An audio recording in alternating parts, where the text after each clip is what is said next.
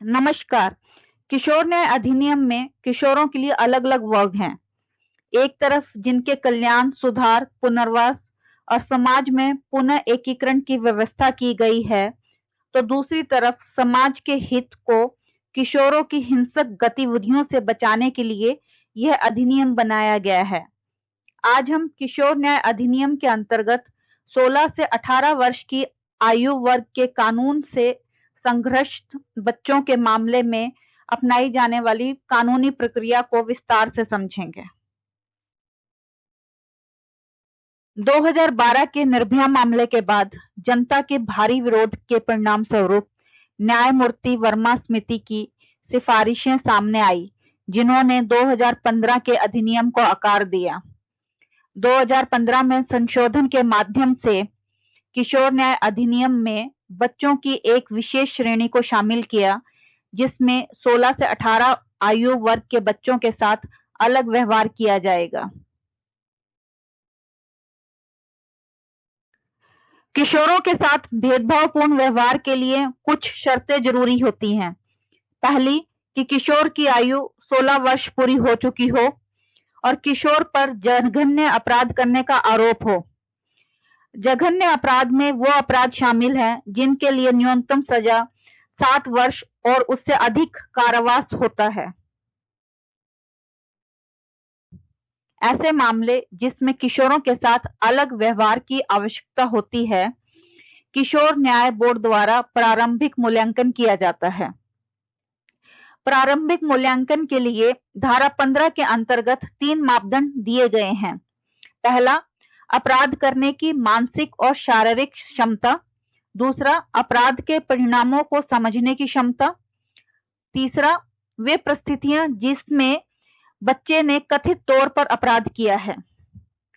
प्रारंभिक मूल्यांकन कोई मुकदमा नहीं है और यह अनिवार्य है।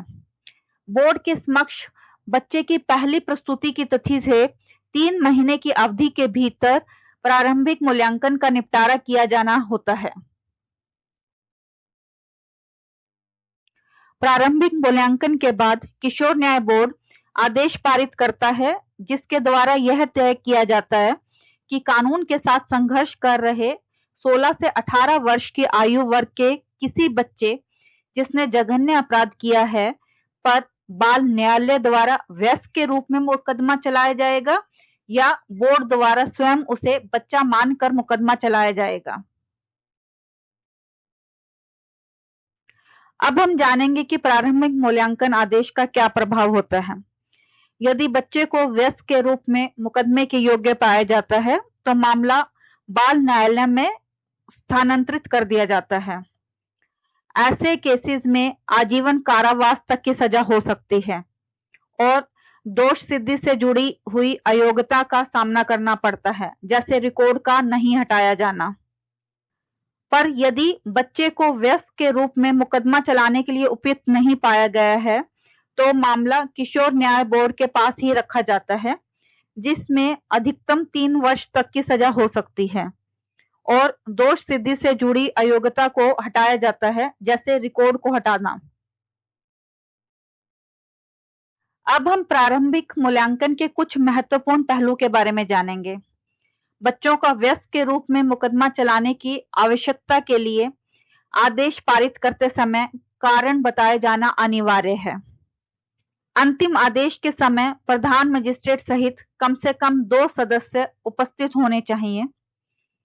आदेश प्रधान मजिस्ट्रेट द्वारा लिखा जाना चाहिए। आदेश की कॉपी बच्चे को दी जानी चाहिए। बच्चे को प्रारंभिक मूल्यांकन में भाग लेने का अधिकार होता है और अंतिम में कबूलनामा जबरन नहीं लिया जा सकता है। This series would be continued further to explain other important aspects of juvenile justice in detail. This would be helpful for all the individuals, including professionals in legal field. Do continue to watch this series and share your feedback by way of comments.